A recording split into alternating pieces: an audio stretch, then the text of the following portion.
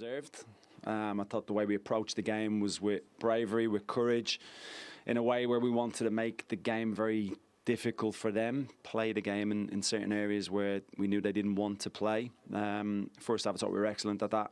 Second half, naturally, with players that they have coming off the bench, it's always going to prove difficult. They're always going to get a grip of a game to a certain degree. But I thought we came through that a little bit. I was disappointed the way we conceded, maybe. But then ultimately the courage and the relentlessness to come back into the game and the full use of the squad for us was on show tonight. You talked about, before the game, setting up with that back three and that being the best way you felt to approach the game against Chelsea. And there were a lot of long, I'm not going to say long balls, I'm going to say long passes in the game itself. And actually it was one of them from Jordan Henderson that led to the opening goal. Why do you think that approach was so effective? They're a very good pressing team. The way they look to get after you in your own half, I think they're very good at it. In the first half, I felt we caused them problems by flipping between a 3 and a 4. Used our goalkeeper quite well to engage the opposition, bounce around them. But ultimately, once you draw them out of positions with the type of forwards that we have, and naturally, centre-halves now aren't particularly used to playing against two centre-forwards, so we wanted to play with our two centre-forwards and then join in from that. And then it's up to the players to make those decisions ultimately on the pitch. And I think Jordan in particular, with the assist, did it really well. We found the way out of pressure, found a really precise pass, which the lads in the studio would have been happy with. And Kevin did what Kevin has done pretty often for us over the last year or so. He's going to be a big player for us. Keith, Jamie Redknapp, congratulations. Did that first goal epitomise everything that was good about your team today? And I'm talking about, first of all, the back post header by Coyote. Then you win the first contact with Matthias Jensen, who slides it into Thiago, who does great to just keep it alive for the team. And then once Jordan has it, as you say, fantastic pass and a great finish as well by Kevin Schade. Yeah, I think you're right, Jamie. I think it's spot on. The nature of a team like Chelsea, they're going to force you back into areas. You've got to defend your box well. You've got to be organised. The structure's got to be good. But then ultimately, you need to throw punches. You need to make it uncomfortable for them. You need to take care of the ball. Thiago will always do that. He holds the ball up really well, and then you want to join in, and then ultimately Kev playing a little bit higher to try and expose them on transitions. And yeah, in that scenario, it worked out really well. Jordan Henderson, has he... Because I must admit, when he went to Saudi and then obviously he went to Ajax and it didn't quite work out the way that he wanted, he's come to you. Are even you surprised how well he's done? Because I thought he was magnificent today. Not really, Jamie.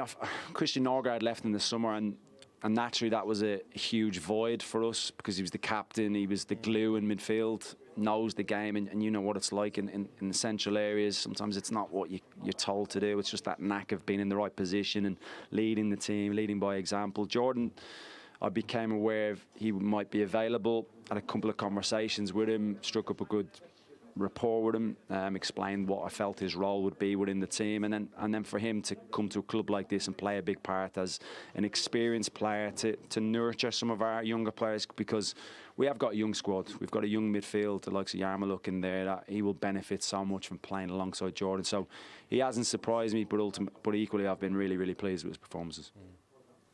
Hi Keith, it's Gianfranco Zola. No, just congratulations.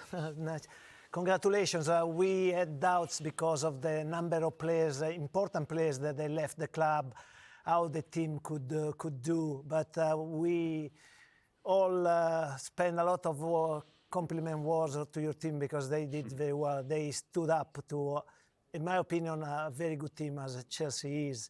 And they came out with a good result in a difficult situation. Well deserved. Congratulations. Thank you, Gianfranco. I appreciate that. It means a lot. I'm aware of the narrative around the club, and naturally, when top players leave the building, which they have, it naturally creates a little bit of uncertainty. I've been pretty comfortable with the way the club has gone and the decisions that have been made because it's so well run.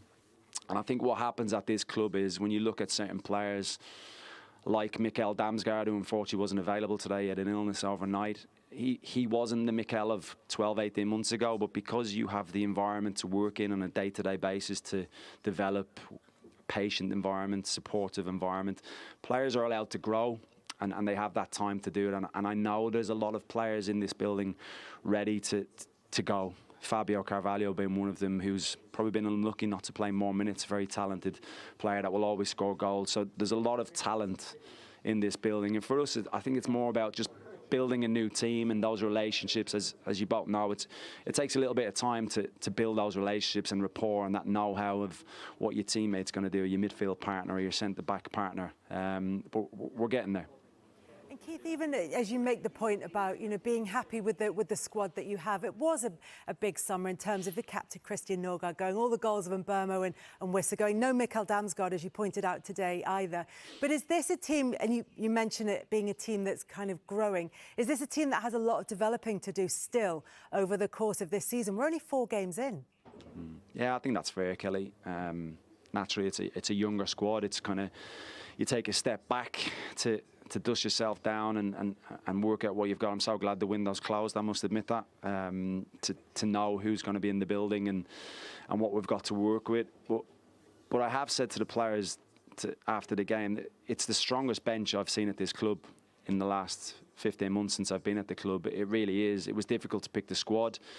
I had to leave Anthony Malambo out of the squad, who the club paid a lot of money for in the summer, Dutch under 21 international.